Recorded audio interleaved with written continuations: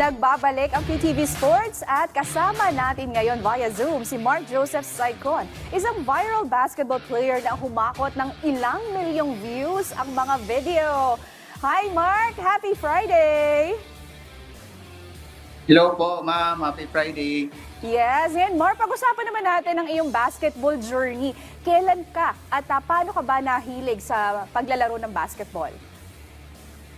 Mahilig po ako naglalaro ng basketball sa elementary ko po, sa grade 6 ko po. Tinuruan po ako ng tatay ko po na mag-basketball po sa aming barangay.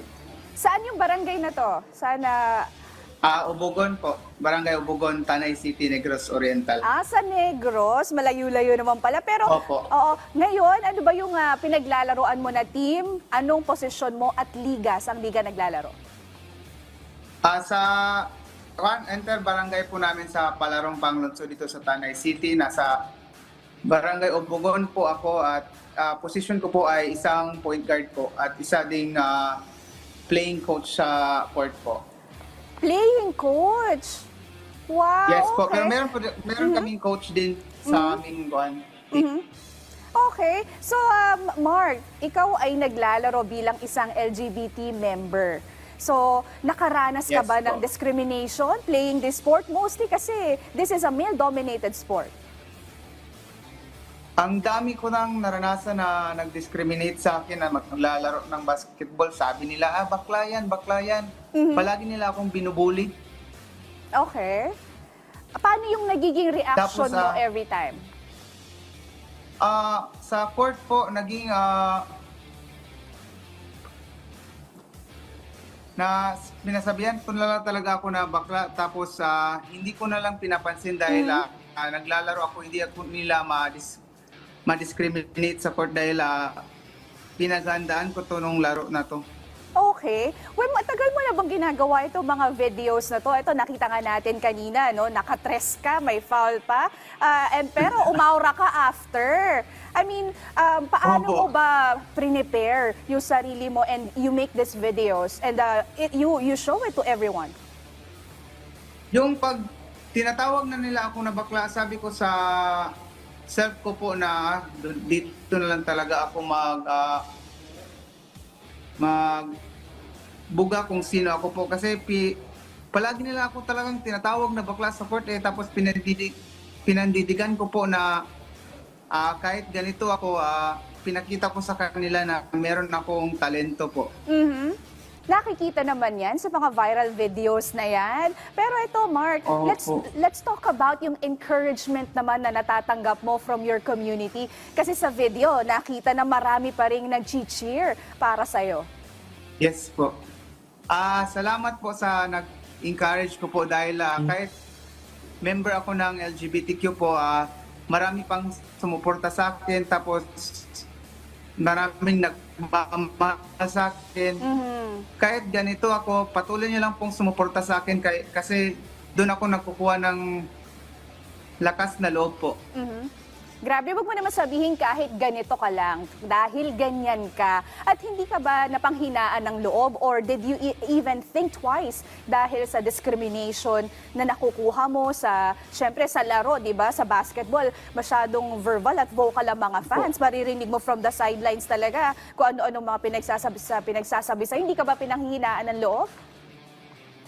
Pinaghihinaan po ako ng loob po, ma'am, kasi palagi nila akong binubuli para ma-distract ako sa laro pero pinagdidigan ko po na alam ko naman na magaling ako tapos pinakita ko na lang sa kanila na bibilib sila sa akin kahit ganito ako. Siyempre, I love the answer. I love the confidence, Mark. Pero ngayon, pag-usapan naman natin, ano ba ang ginagawa mo outside basketball?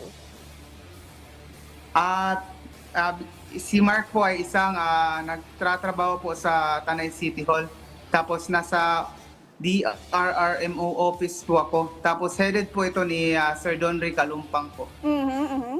Okay. Pero Isa po akong rescuer po. Wow! Okay, a very noble job indeed. So isa ka ng atleta at syempre nagtatrabaho ka pa para sa gobyerno. Pero Mark, let's talk about something personal. Lumaki ka ng wala yung iyong biological parents. Ngayon, paano mo Yes po, wala na. itinake to? How did, paano mo, ano yung naging reaction mo at ano yung naging motivation mo to be in the situation where you are right now? Meron naman na po akong tita ko po. Tapos meron pong kumukop sa akin po na former mayor sa Tanay po na si Rinaldo Ray Concepcion po. Okay, so kahit papano, swerte ka pa din at syempre merong gumabay Opo. sa'yo growing up. Pero Mark, paano ba nakatulong itong mga viral videos mo at social media para ipakilala yung sarili mo or to show who and what you are?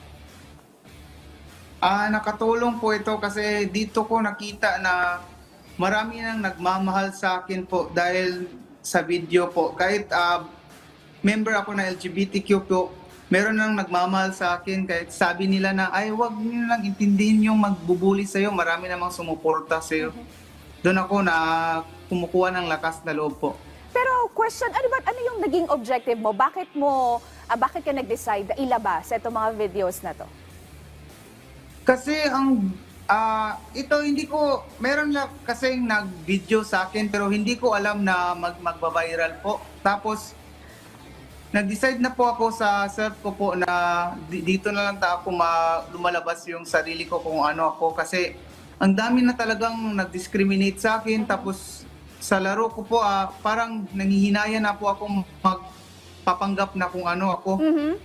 Tapos yung naglalaro na ako doon, marami na talagang nag-discriminate sa akin. Tapos galit na talaga ako. Tapos inaurahan ko na lang sila po. Tapos pag-aura ko po, doon na nila nakikita kung ano ako. Tapos marami talagang nagsasalita sa akin na, ay, hindi yan, bakla yan. Wala lang lakas. Tapos nakikita nila yung talent ko. Doon na sila nag-idol sa akin po. Saludo ako sa lakas ng loob mo, Mark. Pero meron ka bang maipapayo sa iba ring nasa LGBT community na gustong maglaro ng basketball o ibang sports pero natatakot sila na baka ma-judge din sila? Maipapayo ko po sa lahat ng member ng LGBTQ po, just true to yourself and ayun, wag mo nang pansinin yung mga discriminate kasi alam naman natin na meron tayong talento at ipapakita natin sa kung sino tayo po. Okay. Meron ka bang gustong pasalamatan o i-shout out, Mark? You can go ahead. Shout out po sa aking tita ko po na si Anisita Arisa, Chona Arisa at sa office ko sa DRMO po.